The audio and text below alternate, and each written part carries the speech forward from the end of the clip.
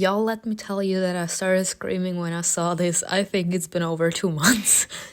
Hello everyone and welcome back to another video of mine. This time I'm back with Heaven's Secret Requiem Season 2 Episode 5. Y'all, I have no idea how long it's been, but honestly, I've been waiting crazily about this. And I know probably a lot of you have been sort of shocked that I stopped posting, or more like uploading, different stories from this app. But y'all, it's been crazy. Like, I'm trying to get in as much content as I can, like a lot of series that I'm starting to react to, and then also a different game which I'm playing in German. It's been crazy, but I haven't forgotten, and I've met a lot of close friends because of this, so there's no way I'm actually forgetting about this. But honestly, the more I watch like the story being uploaded, the more I just desire to have Malbonte back. I just want to have this man back on my screen. Is that too much to ask for? Like, I thought the first book of Heaven's Secret was great, where he was slowly being introduced, but like the second season with the horsemen was phenomenal. Like, I just want to have them back. Like, I've been desiring them lately like crazy, but let's ignore that. Let's hope that the creator actually gives some updates sooner or later and we will be capable to have this man finally back on our screen. But let's see. The Secrets of the Order and the Devil Who Whispers in Your Ear. I have no idea what happened in the last episode. I think I missed a beautiful scene. Episode 5, A Weasel for Evil. We were a weasel for Malbonte. The story reads my thoughts. The fog was getting lower and thicker. At the end of the street, the houses were no longer distinguishable. Now I remember what happened. Like, this little bitch just couldn't remain silent, and he needed to provoke the silence before the storm, and then some infected actually took him out of the car and we had to run after him, and then some piece of shit actually came after us. I turned my head to the side. An old dark mansion with sunken foundations stared at me. The house owner is dead, but he probably left some clues that will lead us to the order. And I do remember I read a comment. I just didn't comment on it because literally there was nothing more I could add. Like, she was complaining about the fact that the author is like trying to push us into liking that piece of shit Dimitri after all the bullshit he pulled on us. And I completely agree with her. Or with him, I don't know. Like, not to insult him or her. Like, I completely agree with you. Like, I keep on saying it every single episode. I think it's ridiculous that they keep on pushing us into, like, being fine with this man after the bullshit he pulled. I forgave Greg. Sometimes there are, like, still these feelings of resentment towards him, but I forgave him. He's showing that he wants to be forgiven. He's showing that he can be forgiven, and that it was, like, desperate time for desperate measures. In completely difference between Dimitri and Anna, like, they can shove it, like, they can go, but I'm gonna enjoy, like, playing with Greg and my man Cain. Of course, I think I fucked up last episode. I think it came a warning that I need to be careful because soon we will have to choose, and I feel like I fucked up, but well. A shadow flashed in the thick fog. Dead branches rustled. A white haze began enveloping Lester's body, almost hiding the infected's corpse. Oh, did we kill him? A roof creaked nearby, signaling someone's approach. The hunter and I exchanged glances. He tensed, waiting for something. I froze as well, peering intently into the darkness. There was an indistinct humming noise. It grew louder with each passing second. The hum was like the flapping of large wings. Is it my man? And then suddenly the sound seemed to start forming into words. All of you will come to me. All of you are my offspring. Oh, fuck no. Who are you? I'm done being possessed and shit. What the? The white haze was so... Y'all, I just can't stop myself from insulting. You're all here for this. I know you are, but still, I'm such a bad influence on y'all. Such a bad influence. The white haze was so close. As it touched my ankles, I felt a chill. Feeling the frost on my skin, I realized whose wings were approaching. The fucking hell. Ah. Out. I'm gonna have nightmares. Flying out from behind the mansion's roof, a swarming mass of darkness attacked a hunter. A blade flashed and black liquid splashed across his sorrowful mask. What?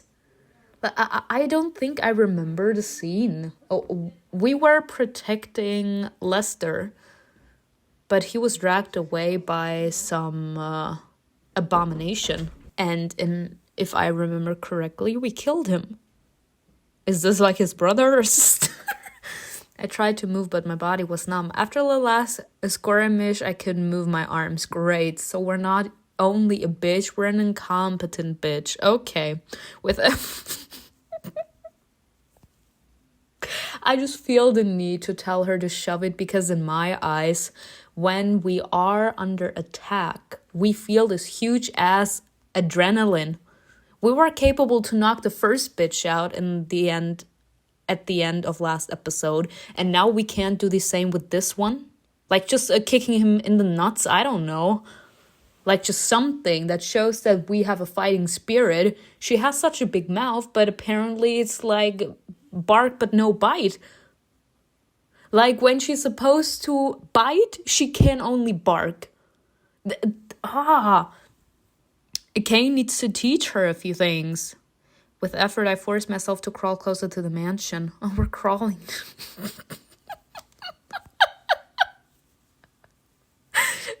Ignore me. With my back almost against the wall, I stopped as I felt the ground beneath me slowly shift. Looking down, I noticed with horror the iron handle of a basement door in the wet grass. I reached to the side to find support, but it was too late.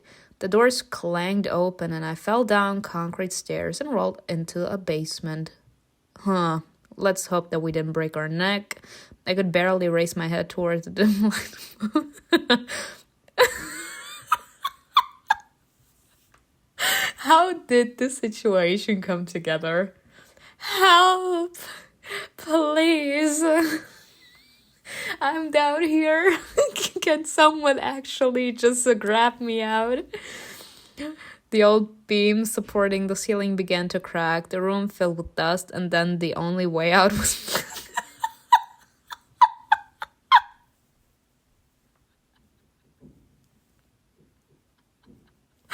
This is what I call some tough luck. This would be me. No. I need to get it together. God. This is so real to the point of being extremely dramatic, and I just can't calm myself down. Can anyone hear me? There was no answer. What should I do? Break the surviving beams? Just try to do something with your hands. Coughing, I got up, tried to clear the rubble, but the stone blocks didn't budge. At least try. I was surrounded by oppressive darkness and uncertainty. There was no time to waste, nor was there any hurry. Pulling myself together, I extended my hand and slowly walked forward. It was soon clear that, apart from occasional beam, the basement was completely empty. How can I get out of here? There has to be a door somewhere. I thought I heard a plaintive groan from someone. I had to stop and hold my breath. The sound repeated. I mean, now that we think about it, we're not there anymore, so Lisa's dead. Oh well, at least we tried. Help. Is there a person here? I find it hard to believe. It's probably a decoy. The infected at the base already tried luring us in the same way, however... If it's a person, then they can help. There's a chance that a looter fell in here like me, yes, and that he or she is trapped down here with you. Why do people in general just believe just because someone is down there that they can help them escape? Do you actually believe that if someone actually knew a way out that they would be lying down here? Understanding the insanity of the situation, I nevertheless followed the voice. Oh, of course, stupidity killed the cat. I slowly made my way forward, trying not to give away my presence. I felt like I'd gone a few dozen feet when I heard the wind. A dim light began appearing somewhere ahead, and my legs carried me toward it. The fog was leaking in through cracks in a flimsy wooden door. This is the door to the street? I pushed against it, but it wouldn't budge. From the outside, it was covered by flimsy, rotten boards, imitating a wall, hiding the entrance from prying eyes. Running, I threw my whole body against the door. It opened, breaking through into a passage. The wind penetrated the basement. As it did, I thought I heard a light rustling of paper behind me. Not wanting to stay in the darkness a second longer, I hurried forward. Oh my god. It turned out I was in a space below the mansion, and the passage led me out to its other side.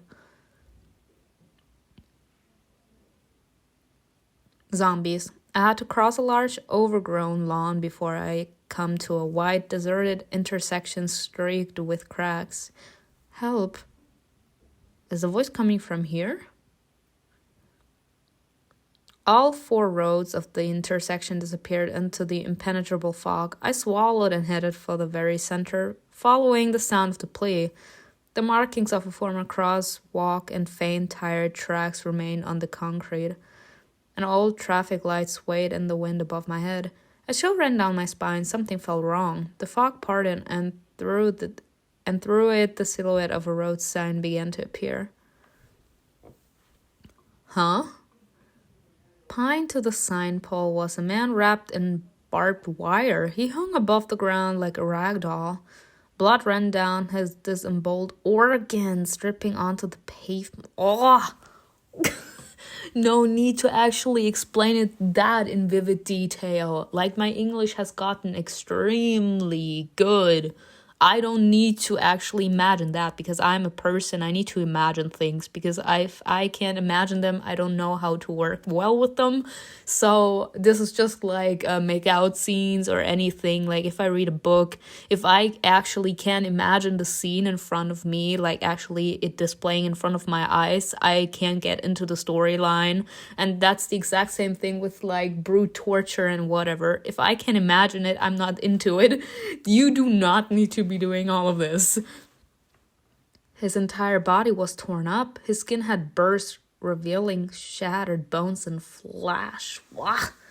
This is like the few moments before death hitting you. It was hard to believe it was a human being with a body that looked like it was chewed up in a grind. Ah! Please! No, thank you. What happened to him? It's like something powerful ripped him apart from the inside. Maybe he was possessed? Ever thought about that? I think season 3 Shadowhunters, like for those that actually follow me, like just those little bitches actually just coming out of human bodies. Tearing my gaze away from the unpleasant sight, I surveyed the ground around the sign. Not far from the crudely constructed altar stood variously sized tall candles. Is this the work of the cold raiders? Soldier? Why would a soldier do this? Not the cold. Because the cold are conniving little bitches. They hung the victim in the warehouse the same way. What kind of force could do this to a man? Maybe they're trying to summon a demon into a man? Now she's thinking, make the body a vessel for evil? But before the cult needed a special place, like Rotkov. And after the ritual was thwarted, the killings became more frequent, haphazard, and happen in completely different places. It feels like the cultists themselves don't fully understand what they're doing. That's usually what happens with little bitches. They don't know what might work, and they're trying different methods, constantly making mistakes. No, they're trying every single possibility out until they get what they want, and they are using like innocent people as collateral damage. Which from one side, it's so sad, and from the other side, it's literally what happens in real life. More precisely, making mistakes for now. Not quite washed away by the rain, there were still visible symbols drawn on the pavement. Nothing new, I've seen them all before. I'm sorry, don't they have phones no more?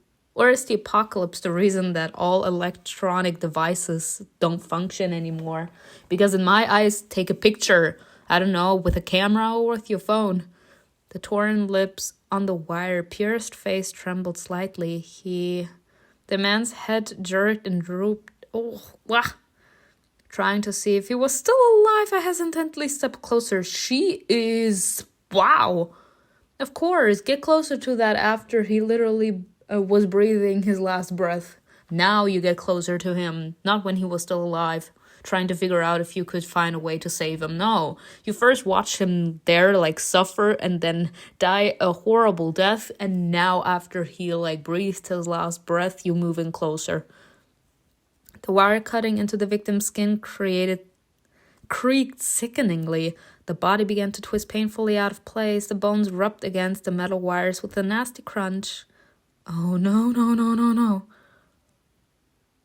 Ah. Yeah. They did not have to be like this. But honestly, respect to the author for actually being willing to show that this is a thing. Like, if you create a fantasy story or like a horror story, you need to tap into everything at your disposal. There are a lot of people like that leave a story to actually die because they are wasting its potential, because they're not actually tapping into everything a story can turn into. Like a lot of people I haven't watched it yet, but I'm gonna. A lot of people were disappointed with Legacies because of the main actress, because she's supposed to be the most powerful supernatural creature ever, and they were robbed of her actually showing to everyone that she's the most powerful supernatural creature. So I don't understand why. Again, I haven't watched it, but there are a lot of stories that actually waste the potential of an incredible story, especially for fantasy freaks. The incomprehensible chopped up carcass, which had completely lost any semblance of being human, began to slowly climb out of its shackles. Again, she's stupid. She's waiting until the danger just hits her. If I actually see that the person in front of me cannot be saved no more, I run for the hills, especially if I don't have anything to put that poor creature out of its misery. Because in my eyes, I said it about a vampire story before I allow to actually feel how I completely lose control over myself and I turn into an emotionless, brainless zombie, I would be willing for someone to kill me. Like, I'd rather die being myself than die being, I don't know, shot after causing so much pain for other people. What a meaningless and painful existence. Like, don't. Run. She has no feeling of survival. She's waiting like the damsel in distress, like hoping that Cain or like something shows up. Like sometimes, I think I said it multiple times in Heaven's Secret, where I was like looking at Malbonte's reaction and everything, like this man being head over heels, and I kept on saying it and thinking it. What does Malbonte like about her? She's a mess. Black veins crawled over the body's skin, thickening it, causing it to change and deform. Oh. Weaponless and knowing I wouldn't be able to run far, I tried to find within myself the strength that had manifested itself earlier. Oh, now she's getting the... Y'all, no comments. I can read the comments already. But it was all in vain. My body barely obeyed. Petrified, I froze and couldn't move. Let's wait for the danger to hit us. Rolling from side to side, the infected crept closer. He was moaning and mutating with each passing second. This is actually interesting, though. How does this even work? Apparently, this man was still human. And now he's starting to mutate? What did the cold do to him that made him mutate in the first place? I'm still a little sulky about Boris, not gonna lie. Stay back. I didn't know how to defend myself. That's why you don't walk away from the crowd, girl. He fixed his gaze on me, and my legs trembled treacherously. Reflexively, I stepped back and suddenly collapsed onto the wet asphalt, painfully hitting the back of my head. Of course, my eyes began to darken and my body still refused to move. All of a sudden, a raven flew out of the darkness. It swooped past me and my eyes caught a white spot on its wing. You. The bird swirled around the infected, confusing him. I had a chance to escape, but it felt like I was stuck to the road. She can't do shit, y'all. She's incompetent. You can't tell me that you don't think that she's incompetent, y'all. Please. I read so many things in my comment section where they're like, I'm being a little bit too harsh. Okay, partially, maybe I am. But in my eyes, sometimes the author is like ruining a main character. Like if you introduce a character as a badass, you keep her a badass. Of course, like there can be moments where you lose your self-confidence, but then you gather yourself because this is the person you turned into. This is what the pain made you. The trauma and everything, it turned you into a bad bitch. You're not a sad bitch. You're a bad bitch. And that's why you keep on having like this inner strength. Use it. Her not even getting like a chance to escape, she's moving. With an unintelligible groan, the infected rushed toward me. At the last moment, I could only squirm, unable to get away. Everything went dark. She's just so... No, I'm not saying anything. Please, if you hear this message, proceed to shelter. Please, if you hear this message, proceed to shelter. Someone roughly turned me onto the side. A siren was blaring in my ears. The voice interrupted by static and breaks kept stammering, sounding shrill and unnatural. Barely able to open my eyes, I noticed a cloaked figure rummaging through my pockets. Now, by the time of supper, the devil had already put it into the heart of Judas, Simon Incrod's son, to betray him. Oh, good that I read that, because I just looked down. What's going on? Who is that? And where is the siren coming from? Confused by what was happening and grimacing from the pain throughout my body, I tilted my head. A few feet away from the lay and infected, his leg had fallen into a crack and the rest of his body had been sliced in half by wire wrapped around him. One half thrown farther away from the rest of the body, the head and arm tangled from a speaker attached to a rusty generator standing on an overgrown lawn. The body parts falling on it has flapped a switch, causing the siren, left hastily by authorities, to once again fill the city outskirts with alarm. Dropping my gaze back to the stranger's cloak, I barely found the strength to whisper, "You don't have any strength at all now, do you? Who are you? What do you want?" The falls of the hoods rustled and someone turned toward me. Nick? Are you awake already?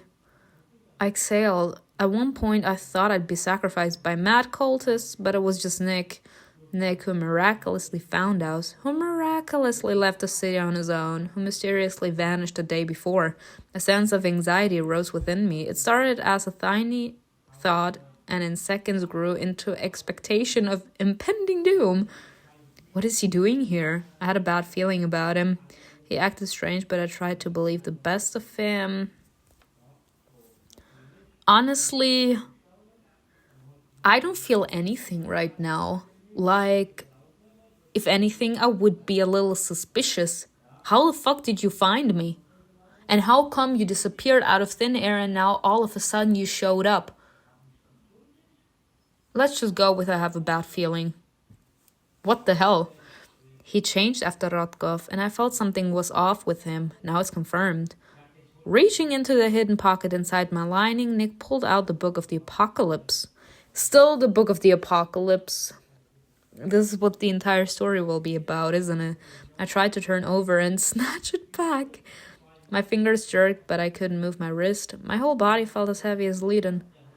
I naively thought that leaving the book unsupervised was foolish. I thought I could protect it as long as it was always close by. Give it back! Ignoring me, Nick sorrowfully glanced at the tome. You will know the pain. Through him, through the suffering he will bring. But pain purifies. Nick looked at me again and ran his hand across my cheek. The fuck? Okay, hell no. Now let's kung fu his ass. Compassion briefly flashed in his empty eyes. With faith in the darkness within us, the devil whispers of it. What? You saw him, he was looking at you. Now he follows you closely. The devil saved me now? Oh, God damn it, y'all. Maybe the choices before actually made me intertwined path with the devil. God damn it. I'm so stupid. Nick withdrew his hand and stood up. Opening his cloak, he hid the book. I noticed a gun and a clip with green-tipped ammunition in his lower pocket. Weapons against immortals? So he took everything from the base himself. A rolled-up folder of papers with the order's insignia on it was there as well. Following my gaze, Nick said, as if it was obvious. Oh yes, thanks for the lead. He was right. We just had to follow you and you led us straight to the answer. You can stop wasting your time on the mansion. You won't find anything else there. He took everything, all the papers, all the leads. Why? You're a good girl, Simona. Are you sure I'm following the death path? That's why you'll suffer more than the others. The fuck? The fuck? You're a good girl. That's why you'll suffer. Your time just hasn't come yet. Can we smack him across the face just because? Even though the truth hurts, he don't have to be a bitch about it. After a pause, he looked at me again. Take care of Greg. He cares about you. I know that this bitch cares about me, but he cared about you too, and you ditched him. The fuck? You do not get the chance to walk on this higher ground. He believes he has the authority. He thinks he has the right to walk on this moral high ground after he just abandoned someone that loved him more than anything else. Closing his cloak and adjusting his hood, Nick turned and walked into the fog. And he's actually taking the fucking book with him too. I watched as his silhouette dissolved into the white mist. I couldn't move. You can't do shit! Y'all, no, I'm gonna ignore it. Every single time, just no, I'm not gonna say anything anymore about this.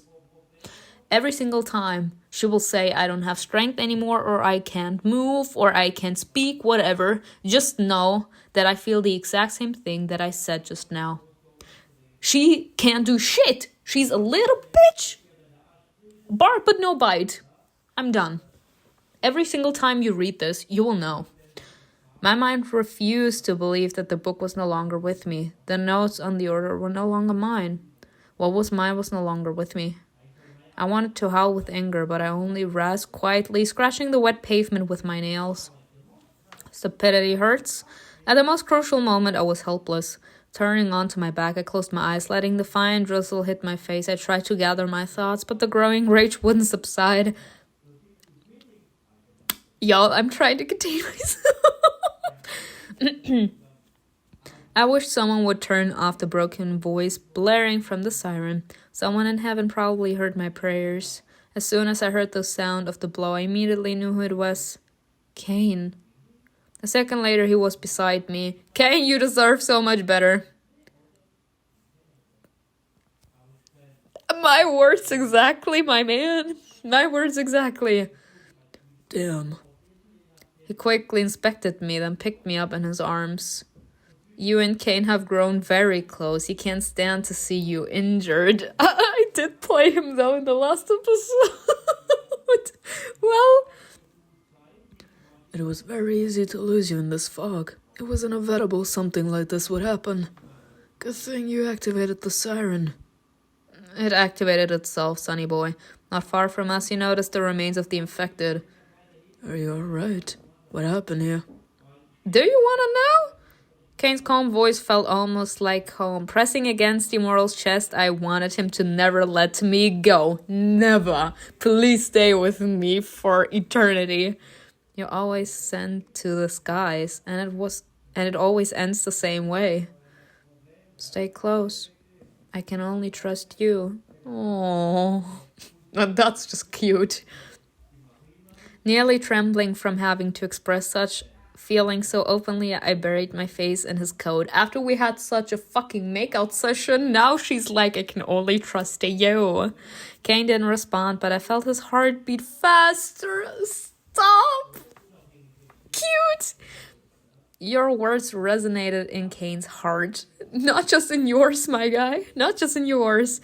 I knew I was asking for a lot, but at that moment I didn't care. However, putting all emotions aside, there was still things that couldn't be ignored. Nick took the book, and he knew about the order. I told him everything myself. Cain leaped over the corpse of the infected and carried me closer to the mansion. Why does Nick need the book?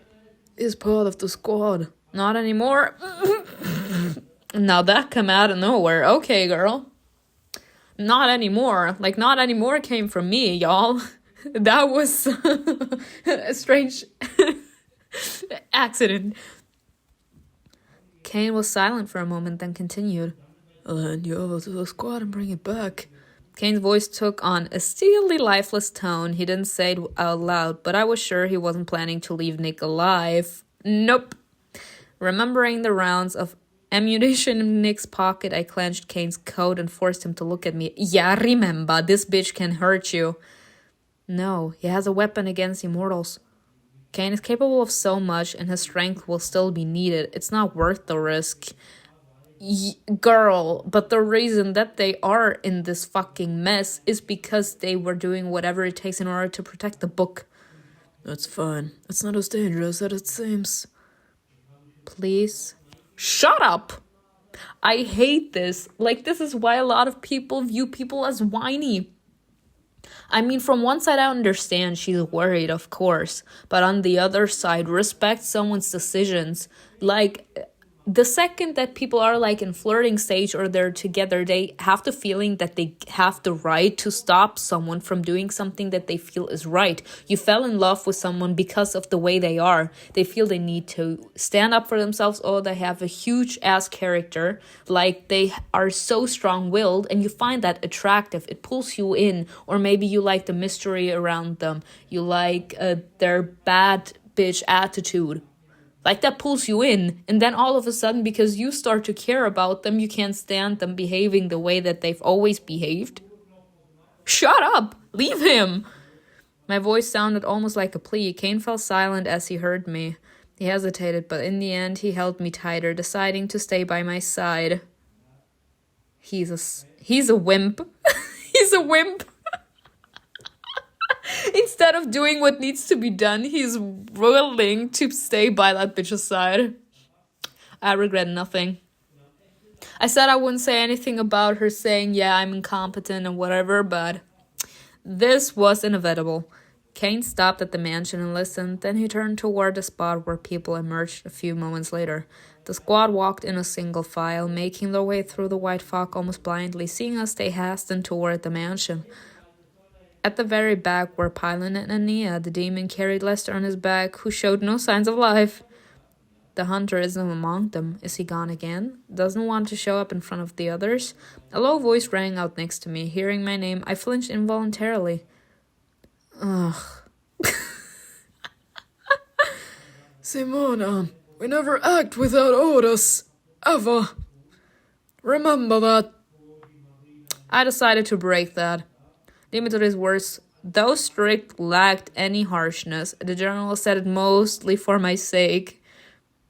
Whatever you say, my guy. He wanted to save and protect me, to make me understand that my actions could have cost me my life. Oh, now he can't. Is this the hate episode? Thinking about it, I nodded in agreement. Did you activate the siren?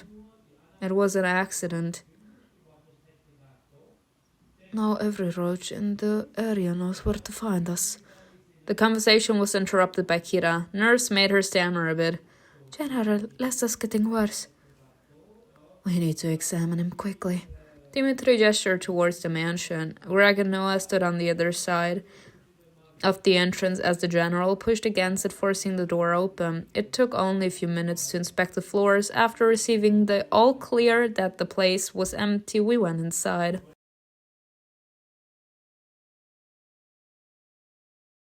The interior was very dusty. Everything was covered in gray. It made the fresh footprints highly visible, indicating that someone had been there not long before us. There are footprints everywhere, from the first floor to the last, but all the rooms are empty. It's a beautiful mansion. They took what they wanted and left. No, it wasn't them. Nope. You ready to hear this, Greg? Everyone looked in my direction, and Cain carefully placed me on a sofa and stood nearby, not moving an inch. Done who? I hesitated to answer, unsure how to break all the good news to the squad at once. My gaze slid to the hallway. In an adjacent room, the bloodied Lester lay on the table. At Anna's request, Ania was bandaging him, but then suddenly she doubled over. Balin rushed to her immediately. Unceremoniously lifting her shirt, he exposed a seeping wound. Ania. Seeing the immortal's injury, I forgot everyone else was waiting for my response. Greg walked over and sat across from me. I think she needs time to gather herself. Let's deal with Lester first. Ooh, the respect he has. Anna nodded and hurried over to the injured. How did she get hurt? Greg understands you well and won't let anyone pressure you anymore. What do we say about this bitch? What do we say about Greg? He's a cutie pie. He needs to be protected. Greg sat even closer, and Cain's eyes flashed menace. Y'all, what have I done? Oh god. I signed Greg's death certificate.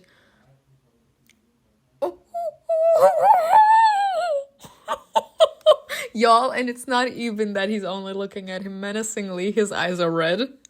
Oh god. I killed Greg, y'all. Welcome to the other side of the line. Are you going to help your friend? I didn't ask for your advice. I killed him. Cain's wings lifted slightly, bristling as if the gesture was meant to be threatening. My head throbbed. A moan escaped my chest. How are you? I'm okay, kind of. It's just my body isn't responding. Greg carefully pressed on my knee and it twitched. Then he ran his hand along my neck, testing for sensitivity. Goosebumps spread across my skin. It seems like you're feeling everything. So nothing serious. Remembering the immortals, I looked back toward the hallway. With glassy eyes, Palin pulled back from Ania. Then he turned to Anna and in a voice filled with mixed emotions said, She needs help too. That. Seeing Ania's condition, Anna hurried to the angel. It seemed she was just as worried about her as she was about Lester. Leaving his sister to care for the wounded, the general began inspecting the room. Kira, Noah, Greg, search every floor. We need to find any information about the order. Cain, keep an eye on things here. The entrance windows, any strange sounds. If you have any doubts, we aren't alone. Report it immediately. After the others scattered, I bit my cheek and spoke up. General, I'm afraid there's nothing more to find. What do you mean? I had to tell him everything. General listened attentively, but his face remained inscrutable. After a while, Greg came downstairs. Hearing Nick's name, he stood next to Dimitri and didn't leave his side. I was sure that every word I said about his best friend cut him deeply. That's why I wouldn't actually tell him about it, because he's too close to this. Listening to me till the end, Dimitri closed his eyes and rubbed the bridge of his nose. Silence filled the room for several minutes. Only the muffled conversations from the adjacent room could be heard. It could have been better to catch him while the trail was still fresh. But now he could be anywhere heading back to Adams, sitting in some neighboring house, or driving out of the city. The general sighed heavily and looked at me. Your task was to translate the book. Its safety as well as yours, and everyone in the squad is my responsibility, so don't you dare blame yourself. I'm sorry? I know you will, but I forbid it. Scusami? Entschuldigung? Pardon? I need to use every single language at my disposal, y'all. The heck? What the fuck is wrong with this man? Y'all, the author. Penny. We've been too free-spirited as a squad. I should have been more vigilant. I mean, but he was also extremely injured. Y'all, it's weird with me. I hate this bitch with a burning passion, but when I thought that he was about to die, turning into an abomination, I felt bad for him. That just shows how strange I am. I just don't want anyone to suffer. I didn't want Dimitri to carry the entire burden on his shoulders. In particular, I didn't want him to blame himself for my foolishness. I mean, on this point, I'm with her. Like, that was some bitch-ass attitude. General, you can't be responsible for everyone. What Lester and Nick did is on their conscience. The lack of proper discipline is my mistake. We'll search the house again. Maybe Kid don't know I will find something. In a place this big, he probably left something behind. We'll deal with everything later. I mean, we don't really know how long this man was here for. They're unlikely to destroy the book, so we'll have the time to search for it. The general turned to Greg. Placing a fatherly hand on his shoulder, he gave it a squeeze. Y'all, what? Y'all, I'm getting whiplash. Don't you dare think about him right now. That's an order. When the others went off to inspect the house, a voice came from the next room. Can someone help? A human, preferably. Not wanting to feel like the weakest link just sitting around, I got up and went into the hall where Lester lay. Again, I'm not gonna say anything. The immortals are too rough with the bandaging. They don't know they're wrapping too tightly. Here, wrap his neck, just so the wounds don't bleed. I'll handle the rest. While unwrapping the bandage, I glanced at the immortal sitting in the corner. Anya was writhing in pain, clutching her stomach. What happened to her? That poor woman. The demon threw nervous glances at her and then at Anna. I'm sorry. I'm shipping these two. Wait, Simona, your hands are all scratched up. I looked at my palms. They were covered with small red cuts. Yes, I fell several times because of her own stupidity, I might add. This won't do. This is injured a bad and you're bleeding, too. I may not be much of a doctor, but we need some sterile cleanliness. There was some clean clothes from the house staff where we found the bandages.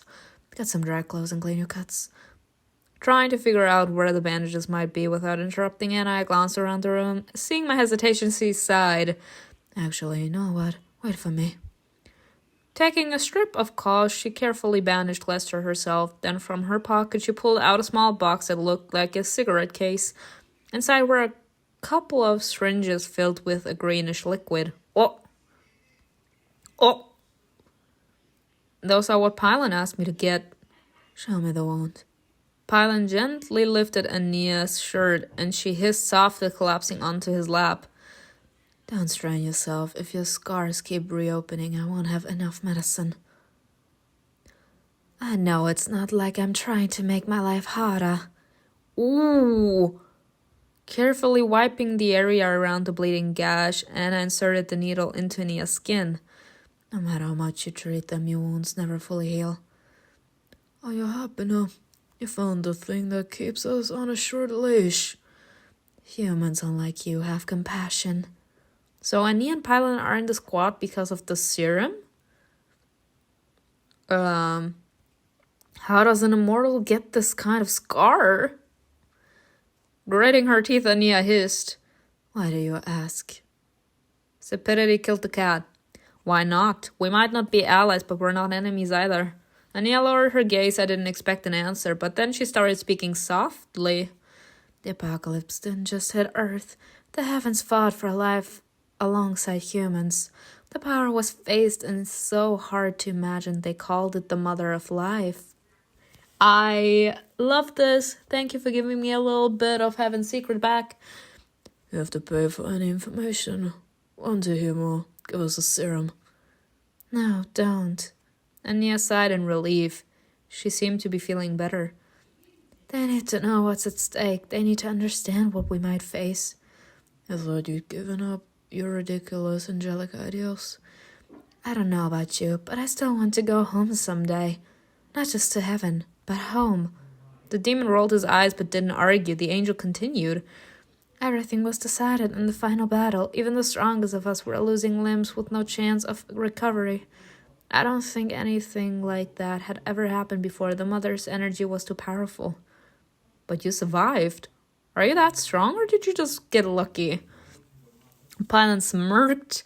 Those like us fought on the outskirts. They're bigger names than us in heaven and hell. They were the ones fighting on the front lines. Yeah. That little bitch, and of course my baby Malbonte.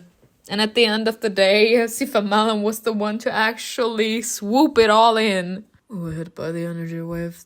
When the mother disintegrated, it was residual and weak, but even that almost tore us apart. And now these scars never heal. Only your serum allows them to close temporarily. If you don't want to go mad from the pain, you'll eventually crawl back for the medicine. But what is the serum made out of? So apparently, the damage that this explosion from the Mother of Life did to them is that deep on their soul, or more like on their body, that it never fully heals. But what does this serum contain to be capable to actually make it close their wound? Is the serum a type of medicine? It's more like a painkiller. The wounds will never heal completely. Overexert yourself and the scars reopen. So it's their fault. As in Anna and Dimitri's fault for actually not being capable to give it a rest. Why don't the immortals make it themselves? Donovan keeps the formula secret. And I'm personally responsible for each of these vials. I averted my eyes. Anna and I still hadn't talked about what happened that day. She has no fucking right to say bullshit to me because she did smack us. Putting on an apologetic face, I said, "And I'm sorry about the serum. I put you at risk." She's such a little bitch.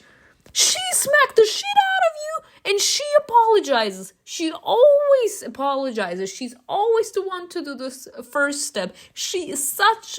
Oh, she has such a stick up her ass. Where's her fucking backbone? Like, they are mistreating her. They're treating her so poorly. And every single time a moment like comes where the bitch is being a little less kind of a bitch, she apologizes. The fucking hell. Back then I thought differently. Balin smirked sarcastically. It seemed my apology sounded insincere to him. Yeah, it wasn't great. I thought a lot about your actions at one point. I even thought I could have done the same. But you apologized, and I'm glad you care. Who developed the serum? Donovan. It was part of the Atom project she led. Somehow the Siberia base managed to get a substance not from our world. They created a weapon against the immortals from it, and then Donovan developed the medicine. I looked closely at the spot where the needle entered the immortal skin. Right before my eyes, the wound began to shrink, and a few moments later turned into a fresh scar. Incredible. Then, it shouldn't hurt anymore. Can you fly back now? Lester needs to be taken to Adam as soon as possible. He can't be jostled, so be extremely careful. And what if something happens to him on the way? You're responsible for him. Anna's voice sounded almost as authoritative and cold as the general sometimes did. Taken aback by her sharp tone, Pylon couldn't find a response. Simona, your turn now. Come here, I'll help you. Following Anna into the next room, I leaned against the wall. It was still hard to stand. Here, take this.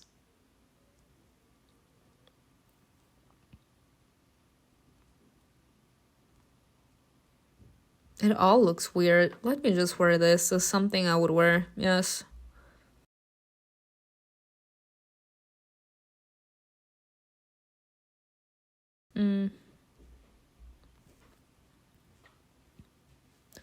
Let's go with elegance. After finishing with me, Anna went out to watch the immortals lift Lester into the air. Left alone in the room, I quickly dressed and then looked around. There were hardly any pictures in the mansion, and the one that were left showed pets, places, or vague silhouettes. The emptiness and the owner's longing were practically tangible within the cold, faded walls. It seemed like that's how it was even when he was alive. By the small cabinet where Anna had found the bandages, I noticed a jewelry box. It was broken and didn't close properly. Lying on its side, it had lost half of the colored pebbles that adorned it. Something prompted me to take a closer look. With difficulty, I opened the unyielding clasp and found a few newspaper printouts and 2 wedding rings inside. What? Who got married? The black and white newspaper clippings included a photo of a young woman, a member of the church choir, and the church in the photo strongly resembled the one back at Adam. There was also a printout of an obituary and a blurry image of a car mangled in an accident. There were also 2 unused travel tickets as well as a scrap of paper with a date on it. I was born after the year noted on it, so I didn't know of any significant events at that time. It seems the homeowner's sweetheart sang in the church choir. What if this is our family home? Perhaps they had planned to fly off on vacation together, but fate had other plans for them. Perhaps he didn't have time to propose to her, and after her death he went to the church time and time again. Detached from everything around him, he was consumed by his memories. Perhaps he wanted to hear her voice again someday, no matter how unrealistic a desire. We learned more information. Okay. The story of the house's owner is quite tragic. He kept all these memories. He maintained them carefully romantically, as if the wound in his heart never healed and he couldn't let go. The immortals would know something about this on the wounds of their flesh. After replacing all the clippings, I carefully put the box back into place and returned to the hall. Lester, like Pylon and Ania, was no longer there. Cain stood by the window, peering into the fog, while Dimitri, Anna, and Greg continued to search. Can we pretend to be heard to have Cain's attention? Because I desire this man's presence. Footsteps sounded from the stairs. Noah and Kira were coming down to us with devastated expressions on their faces. Is there anything? Both soldiers shook their heads sadly. The office was a mess. The safe was empty. They left us nothing. There were no papers on the upper floors either. There is little they expect from crowd nests. So the cult really did take everything they could. If you think we're just wasting time, then it would be better to at least return to the base before dark. Let's start monitoring all activities within the city limits. They'll be caught quickly. I've thought about it. The general's right, but if we leave now, it will be much more difficult to get back here a second time, and we could have missed something. But the squads already inspected the house twice. If there was anything here, we would have found it. I lowered my head. Powerlessness drove me into a frenzy. There was no magical answer that would solve all the problems. There is nothing here. You can see that without inspecting it. There has been nothing in here for a long time. Simona, you came out of the basement, right? If there are no stairs down to it from inside the house, that means it's isolated. Cain was right. Yes, the entrance was hidden. I don't think anyone had been there before me. I heard sheets of papers rustling in the wind, so something has to be there. The basement was littered with old archive folders. Many of them were damp, some had been gnawed by rats. Dimitri placed several surviving boxes next to me. Inside were documents that were still at least a little legible. Each squad member took a folder and sat in different corners trying to find necessary information. Only Cain walked silently by the windows, occasionally glancing out in the darkness outside. He might have heard some distant noises, but he didn't disturb us, not considering them worrisome. Every time he peered out the window, everything inside me tensed up. He reminded me of a cat staring out the void as if waiting for something. It sent shivers down my spine. Cain sensed a foreign presence that humans could only guess was there. Opening a folder, I was surprised to find an illegible set of letters across the entire page. The rest of the squad, apparently facing the same problem, flipped confusedly through the pages covered in nonsense. These are just letters. Was someone trying hard to practice the alphabet? What is this? Another cipher? I nodded. I don't think they used anything complicated here. The letters are equally spaced as if they were written in separate cells. The text is probably enciphered using a cardinal cipher. It is a stencil made from cardboard or stiff paper and used for encryption. But how can we find it so we can at least read something? I looked through all the folders but didn't find anything resembling the required sheet with slots. I got lucky one time and life immediately throws a curveball. Nervously shaking my leg, I looked at the ridiculous clock hanging on the opposite wall. It stood out from the rest of the decor and didn't seem sophisticated enough for the person who furnished the house. It's strange, the numbers don't go clockwise. Feeling something was off, I counted the numbers of lines on the pages. It was the same number as the rows of cubes on the clock. So the black spots are what we need to cut out, and we should turn them counterclockwise. When the clue is right in front of you, you definitely won't forget your own cipher. Grabbing my notebook, I tore out a page and drew a table on it. Laying it on top of the pages and turning it in the right direction, I wrote down the text. The squad came closer. Everyone watched silently as the meaningless sets of letters turned into meaningful sentences. When I finished, all that was left was to read the resulting entry. Every year there were fewer of us, and now only you and I are left, my friend. The other day I received news that our old friend from Sicily had passed away. His relatives mention him developing a strange obsession, so there is no doubt that he had help in committing suicide. I think you can guess what I mean. In the hope of preserving our mission, I had to take a desperate step. Do you remember that city in Siberia where they sent someone? I think his name was Joseph, to find our trail. I knew that a descendant of us, one of us, remained there, a descendant of a traitor, to be precise. But is a child to be blamed for his family? I decided to give him a chance. It took some effort to lure him out of the city, at least for a while. I pretended to be a front man to meet him, but all my efforts were in vain. My attempt didn't secure us a new member. He didn't want to talk of the order. His thoughts always seemed to be elsewhere. I think he's already been influenced. Perhaps he's lived and put up with it since childhood, since the day death and hatred entered his home. Unlike our old friend from Sicily, he accepted the call and succumbed to it. I saw that he was a man of pure mind, but there was a shadow in his thoughts.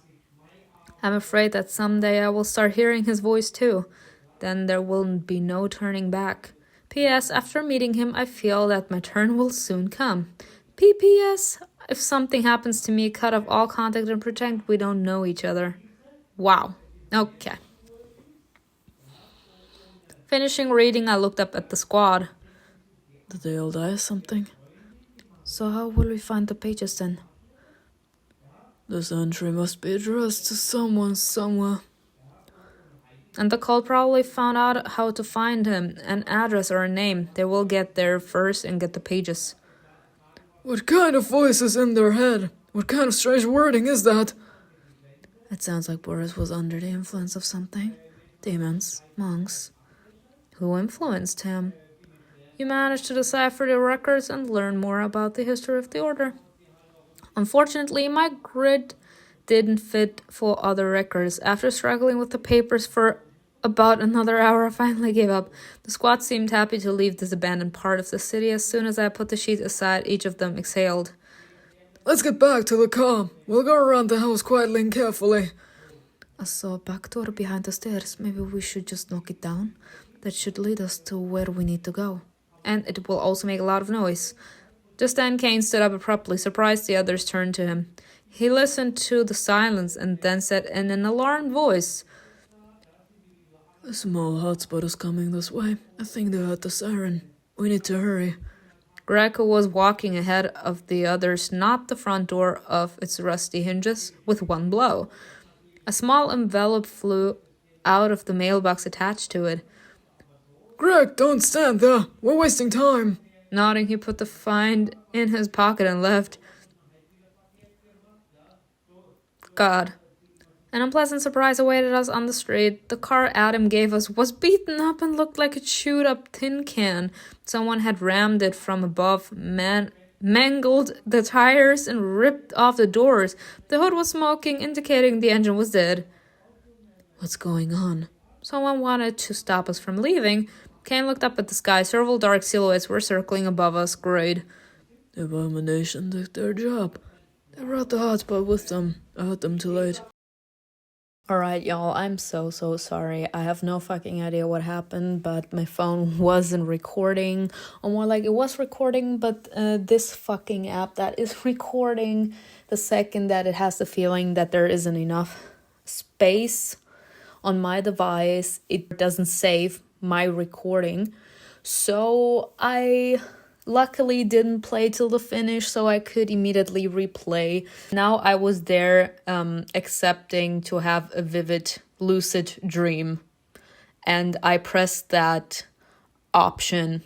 And then I got the notification that it wasn't recording anymore. So just so you know, I'm not going to be capable to repeat all my reactions on that. So what do we do now? How are we going to get out of here? From across the road, we heard rapidly approaching wailing noises. From behind the neighboring house, we heard tires screeching. An old rusty pickup truck came around the corner and raced toward us. Who the hell is that? Without slowing down, it turned right in front of us. The wind, raised by his maneuver, dispersed the fog in a several-foot radius. The car stopped and its doors swiftly opened, and a voice called for us to get inside immediately. We had no choice. Dimitri nodded and the squad took their place in the cabin in the back. Cain took off, but this time he didn't race higher than a couple of feet as not to lose the sight of us. And he's actually doing this just because of us, because our character said when we stopped him, or more like when he appeared next to us, we were like, yeah, you are always so far away, like so far above, that's why it's easy for you to lose us. And now he decided to take it upon himself to remain close to us. The pickup started moving, but suddenly braked just as abruptly, causing my forehead to hit the front seat painfully. What's going on? I looked up and froze. Dimitri, who was sitting in front, was pressing a pistol to the driver's head. He looked like he was seeing a dead man. Yeah, Jan, my child. You! The driver spoke. I instantly recognized the sound of metal staples scratching against teeth. Old habits die hard. What are you waiting for? Let's go. The pickup started moving and Dimitri continued to look dumbfounded at Jan, who was calmly turning the wheel. Y'all, you should have seen my first reaction to it. I'm so pissed that you don't get to see it now. I can't really recall it all because it would be like faking. I can't really reenact my initial reaction to the scene because I know now what happens. The gun pressed against his temple didn't seem to bother him at all. I was laughing so hard at that one. Because he's literally giving up this calm attitude. Oh well, now another gun is being placed at my head. What's gonna happen now? Dimitri, what's wrong with you? The general didn't answer. He stopped blinking even, as if he was stuck somewhere far away in his memories. We approached Adam's broken down car when suddenly an infected girl came out from behind it. She actually reminds me of that girl that you see in the first scene of The Walking Dead. Dimitri abruptly aimed the gun at her but didn't dare shoot. It's not worth it. Children don't attack. I will try to at least say something of what I initially said, but I can't really reenact my initial reactions, as in with all the squeaking and funny comments. In my eyes, they should have actually shot her, because even though if she's not really dangerous to us, in my eyes, I wouldn't want to feel me losing myself, my sanity, and knowing, like we all see all those horror movies where people like slowly mutate or slowly lose themselves, they lose their sanity and slowly see themselves turning into a monster, like they become lifeless zombies. I wouldn't want to live like this, and I sure as hell wouldn't want to be alive in order to feel myself slipping. So I would actually prefer someone to shoot me. I would prefer dying myself rather than being shot to death because I was causing harm on someone else. We drove past. I think that was a mistake. There's no guarantee she won't kill someone later. The child stared after us and climbed into the battered car. A moment later, the car's radio hissed loudly and obnoxiously as a bright blur jumped out to the other side and dispersed into the houses. The infected began to emerge from the fog. Those walking ahead noticeably shifted their gaze from our trading pickup to the pile of twisted metal. The hotspot thickened around it, so it was hard to make out anything other than the mess of bodies. Kira, shoot the tank. The hotspot must not reach the city. Taking out her pistol, she took aim and fired right on the target twice. Damn.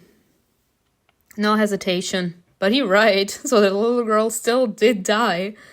I didn't get that the first time. The hall was quiet. As soon as we returned to the base, Dimitri led us to the library before escorting outsiders from it. He whispered something to Greg, who turned his scrutinizing gaze to Jan. Jan just probably living his best life.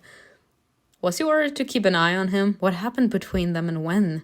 The man with the scar only smiled and shook his head in slight disappointment. What was happening amused him. I mean, I'm sorry, I understand him. He would be probably sitting in the back, just not wanting any trouble with anyone. He just wants to read something, and then there are I don't know, 5 people watching him, and he literally is not doing anything. Do what you want. You can watch me from afar, it's fine. The door swung open and Donovan walked inside. Everyone fell silent, listening to the clatter of boots on the concrete floor. Donovan's expression made it clear what she thought of the situation. Mother. Donovan couldn't finish the sentence. Her jaw locked, and for a few seconds she struggled to control herself. After calming down, she sighed and walked to the lectern.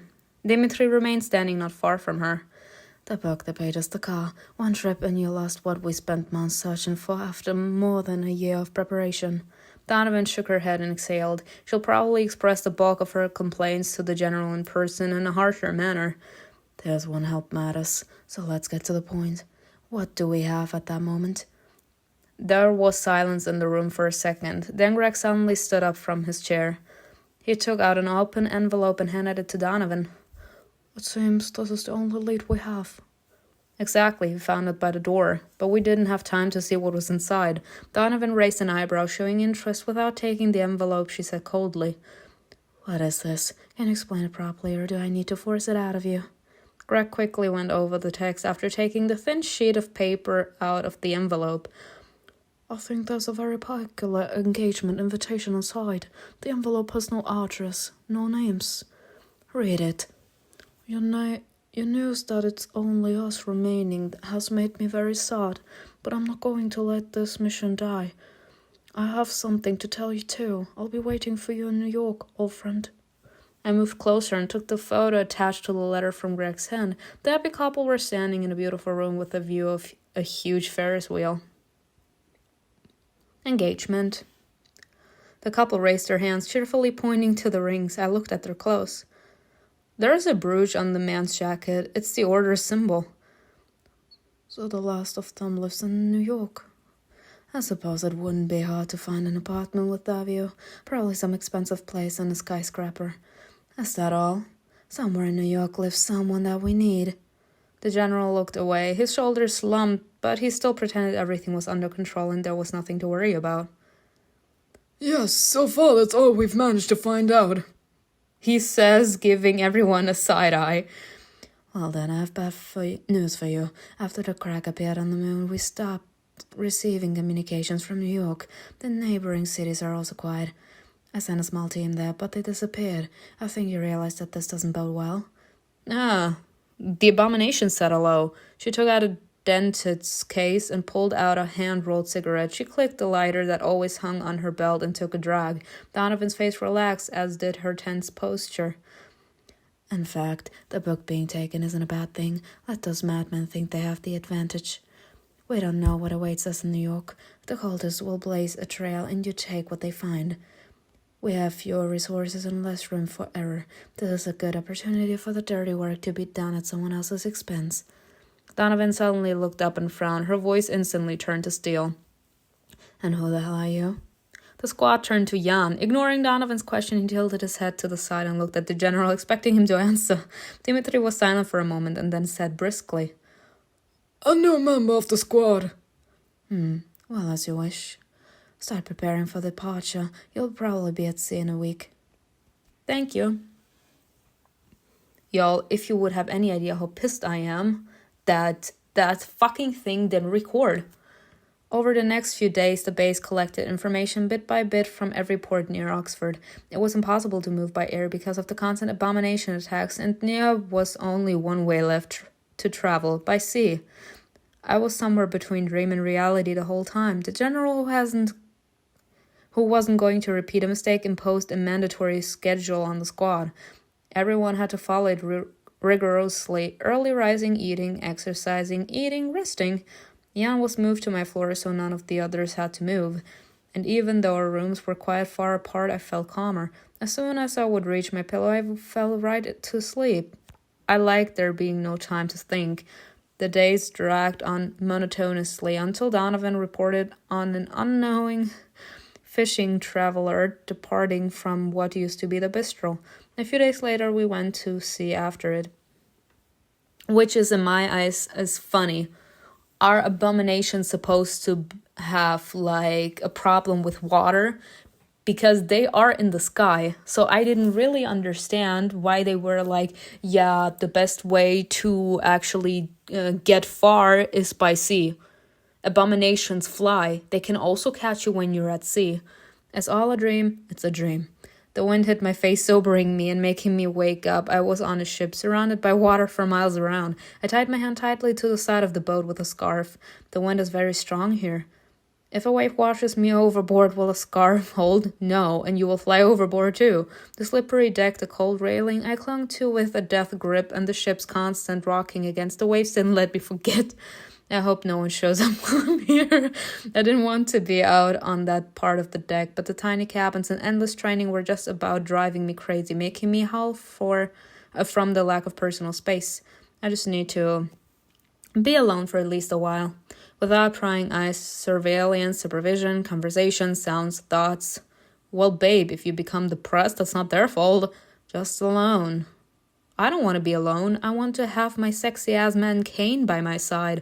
I took a breath of fresh air and my soul felt a little lighter. We had been traveling for over a week, and it seemed we were approaching the landing point. That became clear as we started coming across drifting remains of skyscrapers, which at first looked like mirages in the fog. I don't want to imagine how destructive the wave had to be to do something like that. A monsoon. I dread thinking about what might await us in New York. I was splashed by a wave rising overboard. That evening I had deliberately left dinner before the others and finally found the deck almost empty, like this woman is trying to isolate herself, and I don't quite understand why. In a moment like these, I would want to surround myself with my friends, with my loved ones, someone that actually is capable to give me some sort of positive feelings. Again, Cain.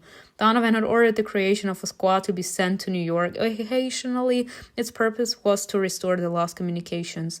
In reality, it was a convenient cover story for the squad's mission, which was being kept secret from everyone. And of course, these no-good son of a bitches actually have the audacity to come to us and actually be all sexist. The journey was supposed to take a little over a week. At least the fuel was calculated to last for exactly that period. But with the unfriendly crew on the ship Donovan had assigned us to at the last minute, the time has felt like 3 life sentences. The military research vessel we were sailing on had its own captain and crew of sailors. Of course, they weren't happy to share the food, cabins, water, and other amenities with us that were originally intended for only their crew. Well, then they fucking need to suck it up. Like, we are here on a mission. We're not here because of pure sense of entertainment. You have a fucking problem, you clear it with Donovan and not with me. We were unwanted cargo, and they expressed that in every possible way. I said that again when that no-good son of a bitch actually had the fucking audacity to actually push us against the railing, feeling the need to actually throw us overboard. I would have kicked all of these 3 disgusting pieces of shits in the nuts. Try to move then. Among the unfamiliar faces, I occasionally glimpsed Hans, the tech-tyrant mechanical engineer, and almost the only person who understood him, the doctor, whose name I never learned. The ship jolted, and with horror I started feeling sick again. Oh god. The Voyage promised to be quite a test. Why did I ever leave Oxford? Could I have stayed there? Remnants of technology, ivy-covered walls, the old library, all of that was more familiar than the endless, terrifyingly huge ocean. I mean, it will be an experience for you, girl. I like my soft... me. My own room and the white coats of the passing scientists, as if indicating that the fight against the unknown virus was ongoing and would end someday. Here I feel like cannon fodder. The cabin irritates me, small and musty with a stupid yellow light. It sucks the life out of me. Now I need to say this joke, I still remember it like it was yesterday, probably because it was a few hours ago. Cain does the exact same thing, but he doesn't suck the life out of us, he literally sucks us dry. Dot. I regret nothing. I wish I could get the book and the pages faster. Suddenly I heard someone's conversation approaching. Then I heard the rough voices of soldiers laughing cheekily at something. I didn't want to face them. I tried to quickly untie the scarf, but the strong knot didn't give way so easily. That's why you tied it up that harshly, girl. Oh, look who it is there. She's the only one they let in as a favorite. She got jousted, too. Oh, that's true. The three of them groaned unkindly and headed toward me. Encircling me, the soldiers had me cornered. I'm sorry, this actually gives a 5 of intention of sexual harassment. Oh, so turns no one's going to hurt you. No, I'm gonna hurt you. Probably. No, it's son of a bitch. Still trying to free myself, I didn't respond to the provocations. They say you lost your book. She gave it voluntarily. So what are you going to translate now? In order not to escalate a situation unfavorable to me, I needed to try smoothing things over, which in my eyes is actually very funny. You can't smooth things over with conniving little bitches. They are little bitches. They will not listen to reasoning, no anything. You actually trying to lick their ass is not gonna help you out at the end. Because they are little bitches. You can't actually try to calm them down or something. Oh, so only a few know about it so far. That means Donovan trusts you. She only told her closest confidants. The soldiers standing behind their leader exchanged proud glances. They seemed to genuinely believe in their own importance. Delusional. But now you're useless. No book means the city doesn't need you, right? And who the fuck needs you? Supply is as low as it is, and now we have another hungry mouth. Well, then let me push you overboard. Then it will be enough. That's no good. The soldier took a step closer and pushed my shoulder, forcing me to press against the railing. They'll find the book, and then what will you do? I'm stupid. I don't think ahead. That's why you're useless. He smiled nastily. Let's say we saw you get hit by a wave and we tried so hard to help. He put his hand on my shoulder, about to give me one more push, the final one. In my eyes, that's when she should have kicked him in the nuts, yet she still didn't seem to find the strength, just like in the beginning of the episode. Hey, what are you doing there? Greg, you came just in time. The soldiers immediately stepped back and the stranger's hand by my shoulder disappeared. Well, she got confused. We wanted to help. Yeah, right. And he knows everything. Greg came closer. He looked carefully first at me, then at the soldiers and frowned. He knows everything. For him, one look was enough to know they were lying. Greg seems determined. Beat them the fuck up. If you don't understand it the nice way, you understand it the mean way. But again, sexists. I said that I am trying to recall things that I said in those scenes. I'm so sorry. I really am. I could actually cry. I was actually crying when I saw that it wasn't recording anymore, or that it didn't record it. I think this is actually such a sexist way to portray the entire situation. We are there actually telling them to shove it, and they are all encircling us, trying to show that they are those alpha male bitches and making us feel inferior because we're the weak, fragile woman and we need to know our place and whatever. And the second a man comes and shows us authority, they all back away like the little bitches they are. This is sexism. But there are more of them. If the conflict escalates, they might try to push him overboard as well. Nah, he's a hurricane. I wanted to grab Greg by the sleeve and calm him down, but he didn't notice and threateningly headed towards the soldiers. The main soldier looked calm. Too calm. People only act like that when they are so confident in their abilities they simply cannot imagine a bad outcome, or when they are so delusional that they think there is no worse outcome. I hate creatures like you the most. Hell knows why they tolerate you. What's worse, you understand nothing but pain and fear. So inflict it on him. Hey, hero, there are 3 of us and only one of you. You better watch your mouth. Grabbing the collar of the soldier who was pushing me, Greg yanked him down sharply. He fell to the iron floor, hitting the bridge of his nose painfully. The others backed away, not even trying to stand up for their friend. No, they are conniving little bitches. If they don't even feel the need to stand up for their friend, first, they know that they are a lost cause. And second, they don't truly respect him. I'd violence, but you need to be taught a lesson. Pinning him down, Greg twisted the man's arm. He groaned. Remember, if you're insolent, you'll get it. It's not from me, then from anyone else. There's always someone. Do you understand? I'm not joking, this is serious. The soldier didn't answer and Greg twisted his arm harder. There was a crunch. Break his fucking arm. No, please, I understand everything. I hope so. Greg stood up. The soldier who had been standing aside the whole time picked up their buddy by his feet and dragged him away. They decided to actually clean the deck with his sorry ass. Are you alright? Coming up to me, Greg helped me untangle the scarf. Thank you. The boat suddenly began to tilt and we slid toward the railings. Oh damn, hurry up. Greg reached for my hand and I extended my hand to him. I picked that option, y'all. Grabbing my hand, Greg climbed higher in a couple of jumps and pressed me against the wall, shielding me from the wave. The spray hit him in the back of the white icy foam crept up to our feet before retreating just as quickly. The red glow from the lamp hanging behind me illuminated Greg's face.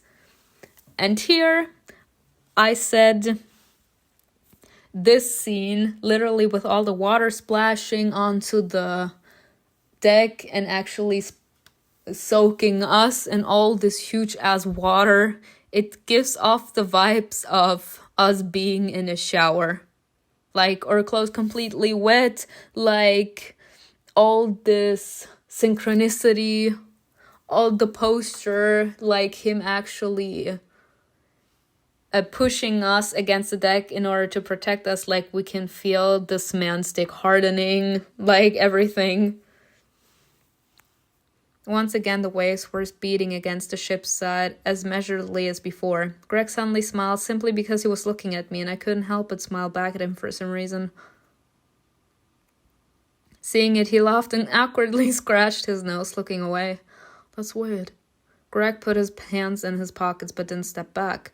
What were you doing here all alone? I needed some peace and quiet. I couldn't sleep. Did you tie your hand up so you wouldn't get washed away by the waves? I nodded. Greg looked at me, smiled again, and lowered his head. He laughed nervously and covered his mouth with his fist. What's wrong? Why are you smiling all the time? I'm trying to picture how stupid I looked. I wish you hadn't seen that. Now you'll think I'm as unstable as they are. No, I think I felt satisfaction, bitch. That was some hot-ass scene. Like, even though I like to say, like, we're strong as bitches, we don't need no men, we can stand up for ourselves, it's nice to see that someone feels that strongly about us and our safety, that they feel they need to actually beat people up that mean us harm. Greg was acting sweet, almost shy, but the red lamp light reflected in his eyes didn't let me buy into that sweet image completely. It seemed to highlight Greg's hidden passion. He could be a convincing and persistent knight, and also a seducer. But at that moment, standing in front of me was a warm, honest man with a charming smile. There's something, otherwise I'll be thinking about what happened for the next week. Think about it. Actually, you really saved me. I think under any other circumstances, they would have finished what they started, pushing us overboard. So I'm very grateful. Besides, when you pinned that soldier, I felt satisfaction. That creep got what he deserved. Oh, so many emotions. I know there was a surprise hidden beneath the icy exterior. He went silent. We just listened to the waves for a while, and then Greg talked again. He spoke softly and quietly. You came along because you're worried about the book, right? The general told you that truth. You don't have to blame yourself. It's our responsibility to protect you and it. Greg, I just lay there while Nick took it from me, like the conniving little bitch she is. I didn't have the strength or the resolve to even try stopping him. I hope you're kidding. It's a miracle you're alive. We fell silent again. Looking up, I noticed Greg was staring into the fog. Do you think Nick is a traitor? There's really no other way to describe him, but I want to believe he had his reasons. He was traumatized back then, so of course it would stir some sort of different emotion inside of him. It would change him. Yet somewhere deep down, I know that we broke Nick, and I felt to protect another person close to me. The fact that he feels that he's responsible actually hurts me. Like, he can't decide what other people do with awful memories. Like, we are responsible. We solely are responsible for how we deal with negativity. Greg looked at me sadly, then sharply looked away, shoving his hands deeper into his pockets. It was like he had forced himself into a straitjacket because he didn't want to get closer. I needed support, and I was afraid the changes in him. After the cold, Nick didn't return as himself. What happened to him changed his outlook on life. In a sense, the Nick we all knew died in Rotkov. I'd say these are just pretty words allowing one to stifle their conscience and run away from the truth. If it isn't my fault the book disappeared, then it's not your fault that Nick chose this path. He smiled sadly. He knew he'd never be able to forgive himself, but perhaps my words loosened the nose of regret around his neck a little. Hey, Greg. I called his name, making him look at me. It would be fair to repay him with kindness. I'm sorry, but you can't bury yourself in sadness. If you lose hope, what about the rest of us? Greg looked at me carefully. He shifted a little closer and parted his lips just a hint. It seemed I'd said the right thing, so I leaned toward him and spoke more confidently and quickly. Like this woman actually just turning this man on more and more. Like a lot of people just love a partner that actually is capable to disperse all of their fears. Yes, we all fell for your ploy. I want to hope for the best, and for some reason it's most effective when you're around, when Cain is around. And you know, he suddenly interrupted me, his voice soft. Someone else say something foul or rude. Why? Because you turn him the fuck on. Because with each passing moment I'm beginning to like you more and more. No, she's turning you on more and more, that's what you're saying. I swallowed. For some reason the cold deck was becoming hot and stuffy. Just like the hot shower. Is that bad? That's up to you. It's not bad. Especially not with that beautiful picture. Look at this.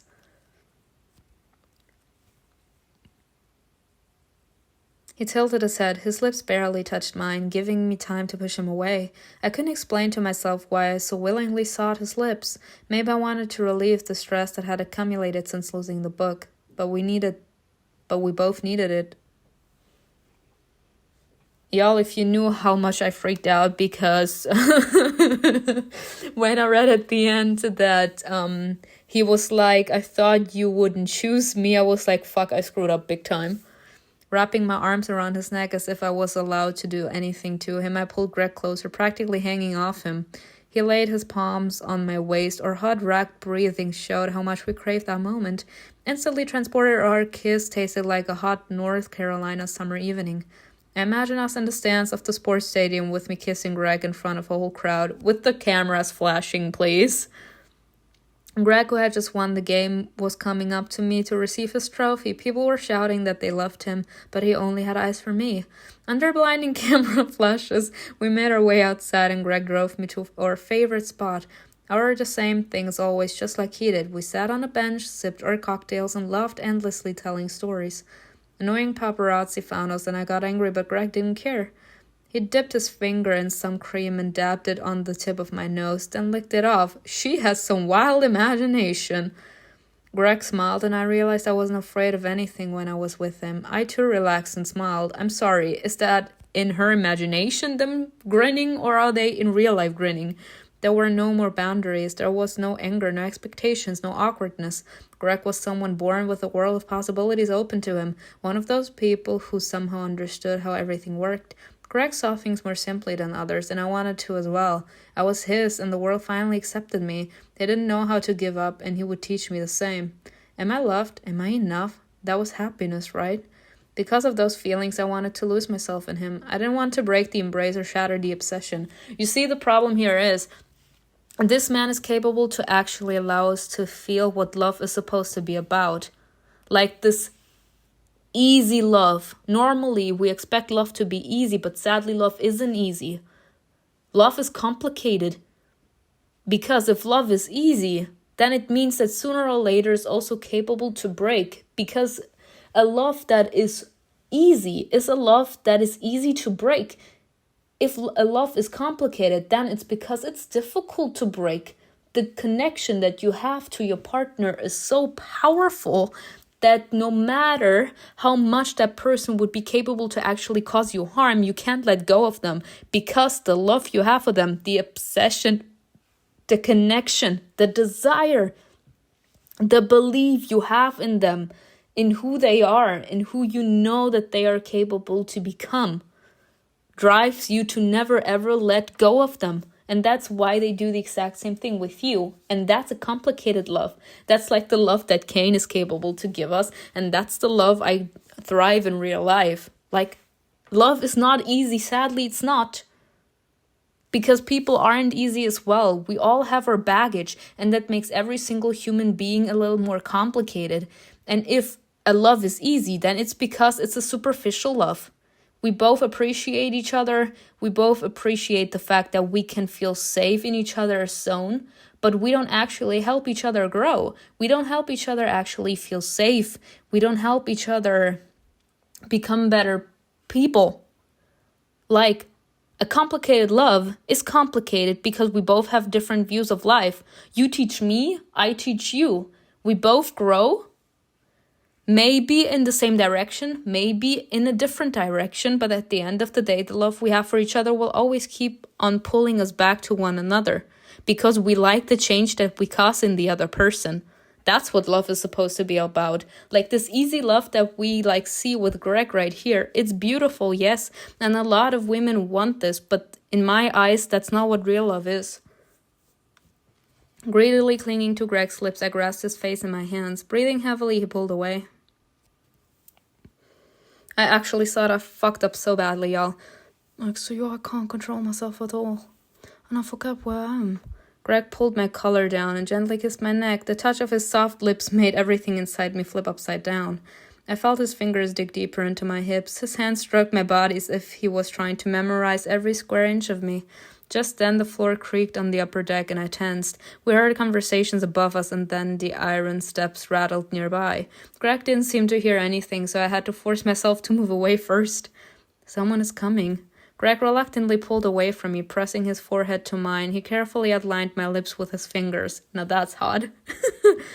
I was afraid you wouldn't choose me. That's when I freaked out, y'all.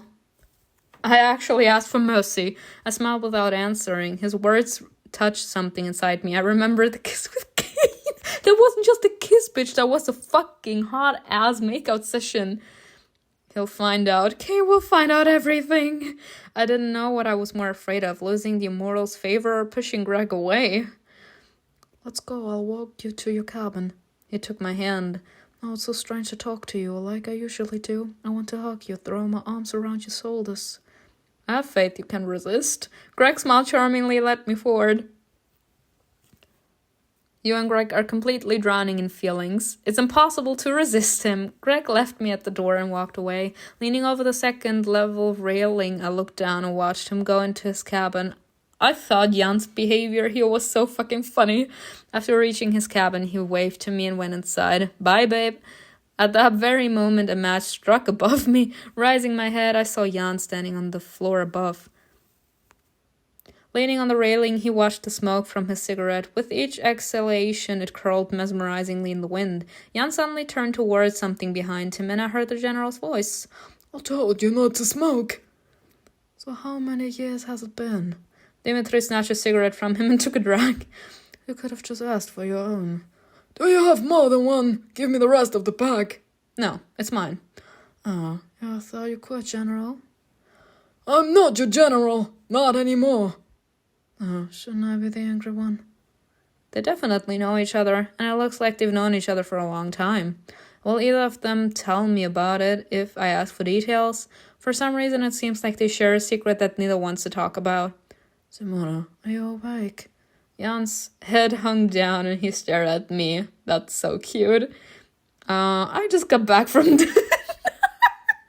And we're not talking about actual dinner, we're talking about eating Greg's face. How lucky you were to come across.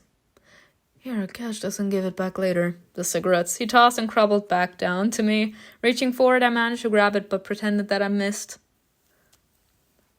I was laughing my ass off. Cigarettes. Oh, did it fall? Well, there's nothing to do about it now. Dimitri looked at me wearily and then at Jan. I know nothing, Mr. Dimitri. Don't be coming to me. He took a deep drag and slowly exhaled smoke. The lights were no longer on in the cabins. It seemed that most of the soldiers were already asleep. As I turned around to go to my room, I heard Dimitri's voice. Simona, it's not safe on deck. Don't walk around here alone. Yes, ma'am.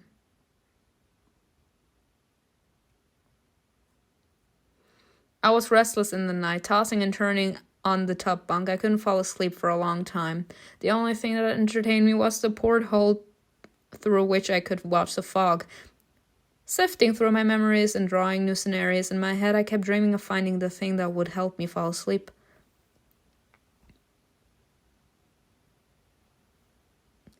Here. Dozing off and waking up again several times, I finally fell asleep and had a racy dream. That's such a beautiful picture. A dim red light illuminated an unknown room with blurred outlines. There was a pleasant, intoxicating aroma. I felt the coolness of silk underwear against my skin. My body moved with great effort. I was relaxed to the point of bliss, refusing to tense up. What's going on? Where am I?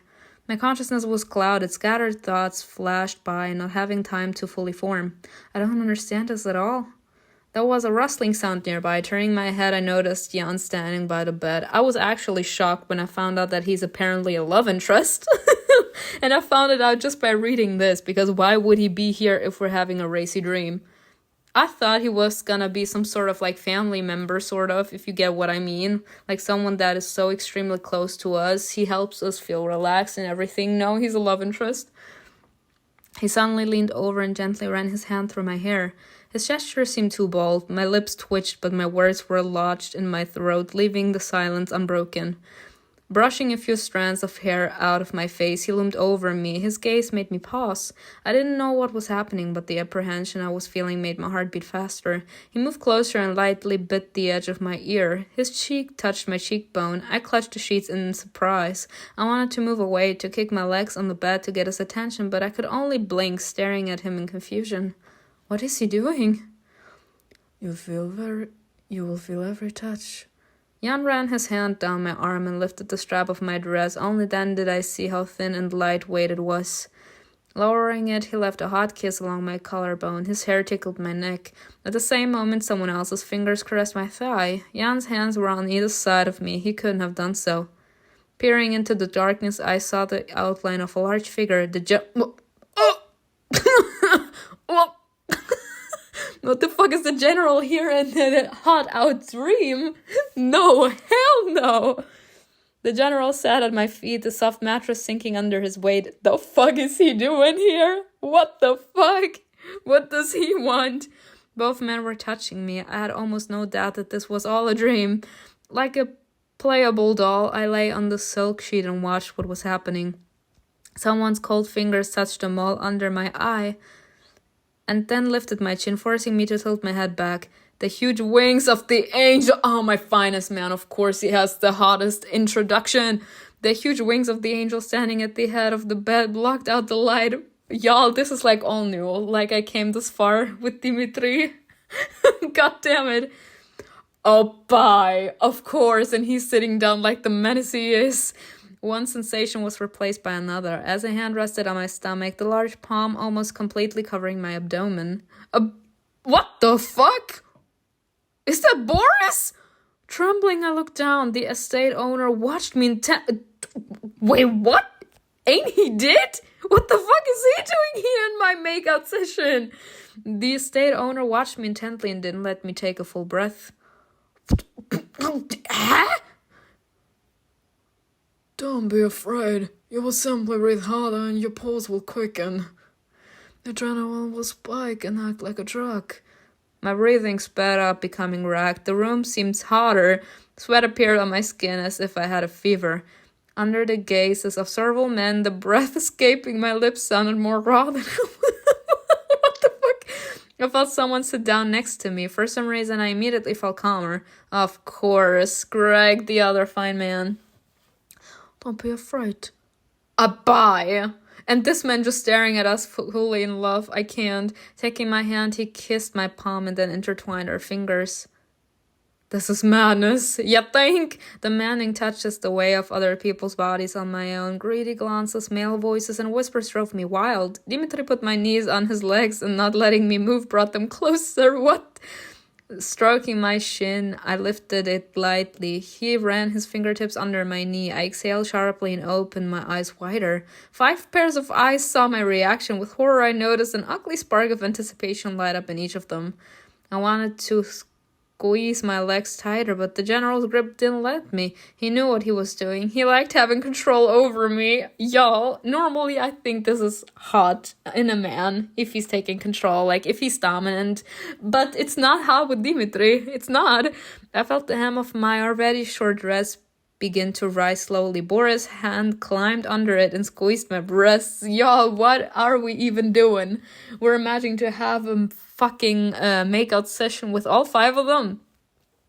Arcing from the new sensation, I wheezed hoarsely, trying to wriggle away from someone else's hand, but there was no escape from the touch. Cain hung over me from above, struck his hand under my neckline, and traced my skin under the light fabric. This man turning me on with not even doing much. The dress scratched over his powerful hand, threatening to come apart at any moment and leave me completely naked because he has the fucking power. Yielding to Cain, Romanov's hand lowered down my stomach. With each touch, his ring cooled my skin like an ice cube. Greg unwounded fingers, and with his hands over my dress, he cupped my breasts. I was completely lost in overwhelming sensations. Wanting to attract my attention, the general pinched my thighs forcefully, leaving red marks on my skin. He moved higher and higher, making me squirm and squeeze my thighs harder. The man looked at me with lust. Their expression were condescending, and they realized they had completely control over me. An unknown feeling washed over me, waves from their touches. What the fuck is going on? It dulled my thoughts and inflamed my body, telling me against my will how best to arc up and respond to someone else's touch. I'm sorry, is this a way of saying that we can't choose between either of these fine-ass men? Jan left a light bite mark on my neck, smoothing out the pain with a kiss. His medical staples touched my skin, making me shudder. The tenderness coming from all sides made me think that my body was about to melt, or on the contrary, suddenly burst into flames and catch fire. I say it's fire. Abruptly, the movements became harder, rougher, more assertive, faster. Control! Give it to me! Sorry. Turning my legs sideways, Dimitri stroked my ass and slapped the skin so that my hips quivered. The fuck? So our character likes it rough.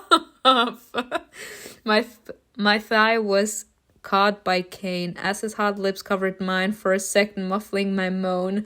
Thank goodness, it's always Cain finding the right thing to do. Jan's new touch made me arc my back. I twisted my head toward Greg, looking to him for support. But in his place, Boris was waiting for me, waiting my Celsius torment predatorily. The belt of his pants was at my eye level. He says you can suck it. Sorry. At the same instant, Cain's hands blocked my view, forcing me to surrender completely to the sensations. Hearing my own heartbeat, I breathed often and my skin burned intently. A clasp clicked nearby. I felt Boris' fingers gently touch my chin. They pressed on my lower jaw, forcing my mouth open as someone grabbed my hips and jerked me closer to him. Looking up, I saw an irritated general looking hatefully at the man behind me. Dimitri picked up my hips again and flipped me over onto my stomach. It was so easy for him. I got twisted with the recognition of his power and dominance. Greg kissed the top of my head, the line of my jaw a little lower. I moved my hip and felt the taut fabric of someone's pants resting against me.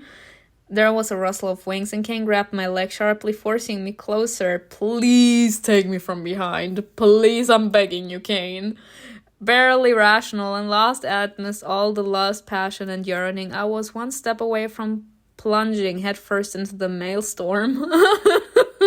My vision went dark, and suddenly everyone disappeared from the room except Greg, Cain, Dimitri, Jan, me, except me. Cain. Fucking hell. Cain stretched his wings and all the other figures dissolved as if they had never been there. His eyes lit up red and I moved back involuntarily. Now you stay right where you are. Son, take control. It was as if the same scarlet energy from his gaze began flowing through my veins, overtaking me and making me want to belong to him alone. Me. It shackled my wrists and ankles like invisible handcuffs and chains. I don't like to share. Period. You tell her. You tell me. Because I'm the one controlling. He ran his hand over my leg. The beads of the rosary in his hand tickled my skin pleasantly. He edged forward and I leaned back on my elbows, keeping the distance between us. You no good son of a bitch! Like, allow him to please you. His palm slid along my thigh, then rose higher to my stomach, chest, and then finally my neck, period.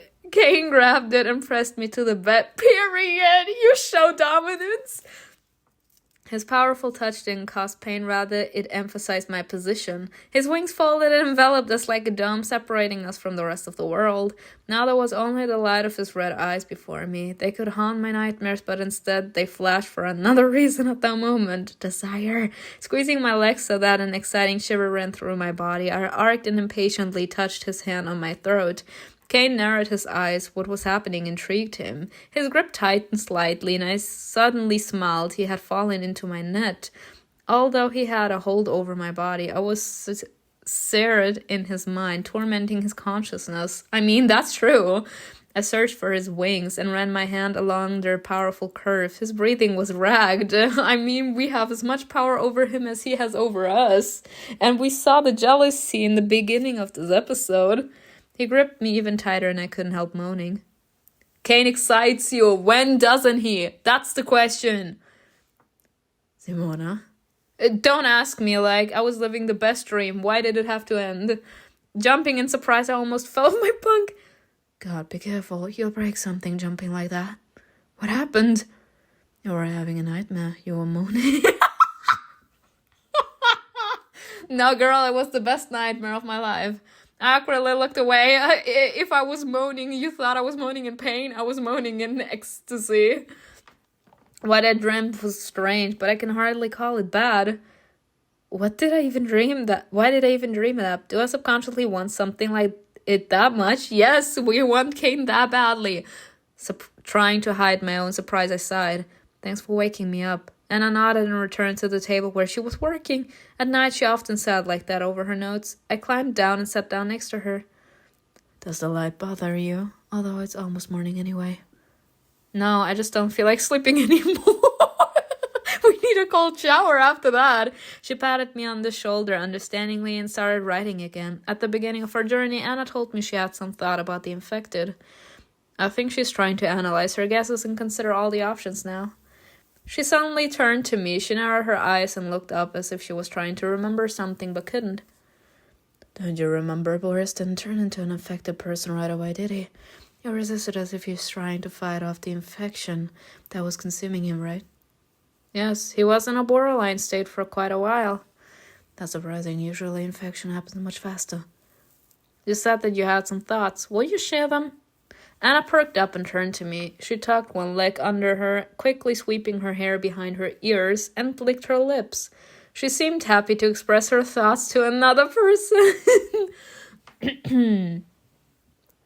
Okay. By the way, are you hungry? I forgot to eat dinner last night, and now I can swallow a bite. I don't want the food to go to waste.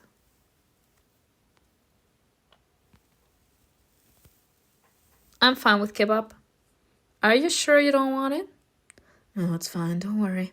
I moved to the seat opposite Anna and started eating. A plan had already formed in my head. After eating, I would skip breakfast in the dining room and go to the hall before the others. Quiet, calm, empty, I would buy myself some time. It seems to me that if you stay conscious and have sufficient mental stability, a person is able to resist this virus, filth, whatever it is. I thought about it for a long time after what happened to Boris, but I tried not to cling to that incident because we almost know nothing about the ritual that was carried out then. But then we met that girl, remember, at the mansion. This may sound crazy, but I think she turned on the radio and the call we got from Adam. I don't know if it was an accident, but she ended up distracting the hotspot from us. It hissed right after she climbed into the car. And the girl didn't merge with the hotspot like any other infected would have. How? Why? Isn't that weird? When I think about it, it all comes down to the brain, more precisely the mind, the self. If the girl didn't attack us, there was probably still some consciousness left in her. I love this. I said so much about this in a different reaction. And as I sparkled, I knew that feeling of inspiration well. It was euphoric when one began to sense being on the right path. You're right. While I know less about this than others, your theory seems logical. A cult victim turned into an infected right before my eyes. It happened in a couple of seconds, but with Boris and the girl, they were different. So the infection doesn't always act the same way. No, it depends on the person. Anna nodded, smiling. She sat down again to write down her notes. Without looking up, she asked, Will you try to get more sleep?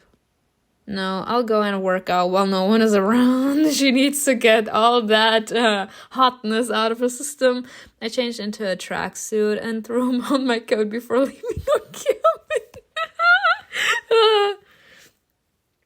I woke up abruptly, my head buzzing. I quickly wanted to calm down and ease the tension. Constantly training had taught me the best medicine for that was physical exercise. Looking around every now and then, I made my way into the hall that the general allocated for the squad's training.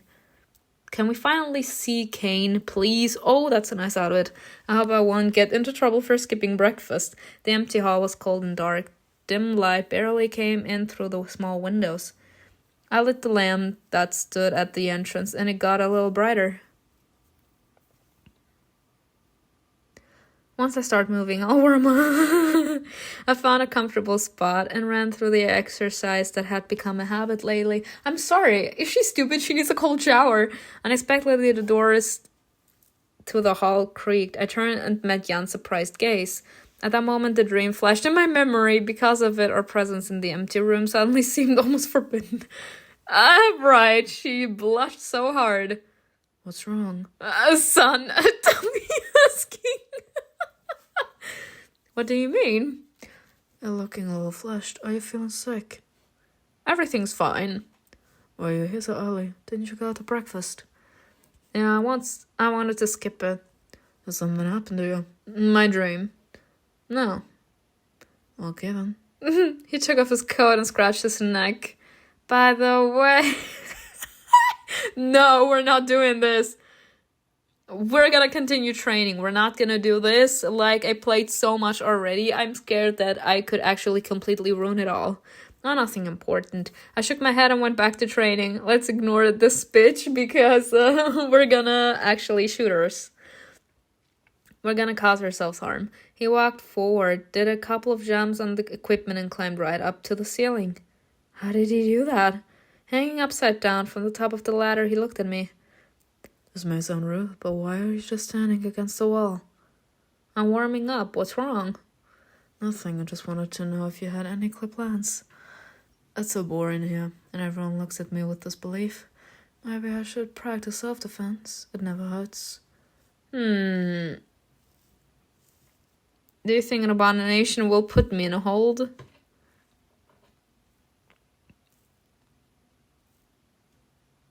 No, I can't. I'm sorry. No. He laughed. And if you need to protect yourself from someone in the squad, well, that's your business. No, we like to be the damsel in distress, and I have the feeling if we know how to fight or not, our character is so incompetent sometimes, she won't even allow us to fight. Jan jumped down as easily and gracefully as he had climbed up. It seemed like an ordinary human agility wouldn't be enough for such tricks, but I couldn't say for sure. Suddenly the doors opened and the general entered, the whole accompanied by Greg.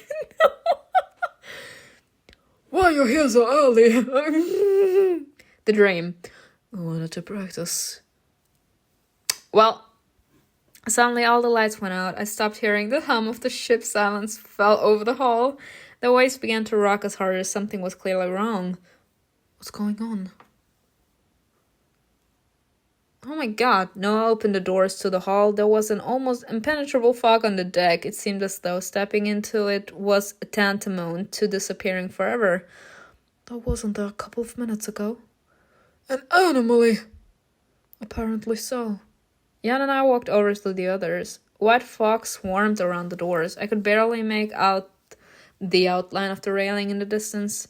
I didn't bring a radio. Does anyone have one with them? Yes, here it is. Dimitri held down the button, prepared to speak, when an unpleasant crackling sound came from the radio. The hissing was accompanied by an intermittent, audible whisper. Well, platform R1, over, help. The jammed message repeated incessantly. Even turning it off didn't make it stop. Apparently problem follows everywhere. Is this a distress signal? From an oil platform. Was it washed out to sea? This is crazy. What kind of anomalies are these? After the apocalypse, a cataclysm thing. After the cataclysm, things started behaving strangely in some places. If that's an oil platform, how long have people been sitting on it calling for help? All 3 years? A chill ran down my spine. Maybe the people are long gone, but the signal is still going? Better not to know. We heard voices. Finally, the man I wanted to see. We heard voices and Cain entered the hall, leading the rest of the squad in an unbroken chain. After making sure everyone had arrived, Cain stood next to me. Sorry. Looking at the general, he leaned slightly toward me and asked in a low voice. It was breakfast. Did something happen? I dreamt that you were fucking me through a wall, so I couldn't stand being next to you. You were doing things to me only God knows, and you were wrapping me around your feathered wings in order for no one to know how much you were capable to give it to me. I'm sorry. Just wanted to start. This is so funny. Kid nodded and stood a little behind me. I felt like he might have almost put his arm around me. Please, claim me. Claim your territory. Conversations were heard off to the side. After what happened at the mansion, I saw Lester for the first time. And why didn't I stay in Oxford? Hans, the director, and Palin completed the chain of arrivals. Although 2 of them are not from the squad. General, we can't see anything on deck. We had feel our way along the walls. Did you hear the distress signal? It suddenly popped across all the radios and didn't stop. Noah nodded. The captain decided to change course and turn toward the oil platform. Should be drifting. What? What? Exactly that. The general cursed, exhaling. He pressed the radio button again, hoping the signal wouldn't block the connection, but nothing happened. Throwing the device away in a fit of emotion, Dimitri closed his eyes and exhaled in irritation. We don't even know what's in the fog. We could be sailing toward the huge vortex. Can't we just use our brain once in a while? When have you used it? Dimitri, what are we going to do? One of the immortals has to fly out the anomaly and find out where it ends. And we'll lower a couple of boats with weapons. If there are raiders waiting for us on the platform, we can't be left with nothing. Hey guys, look. I think that's a platform. It looks normal. Has the horizon gone up? I can't see anything. Oh no, it's not the horizon. It's a wave. Uh-oh. I felt Cain grip me tightly from behind, and then a huge wave hit the ship. Period, my man. My man said I ain't taking no chances. He said I'm grabbing you, and the second the wave comes, I'm flying up with you. Period. This bitch. God damn it. Let's go. I can't tell you how excited I am. I'm so excited for next episode. I hope you enjoyed this video with me. Tell me in the comments below what you think was best, and I'll see you in another video. Bye.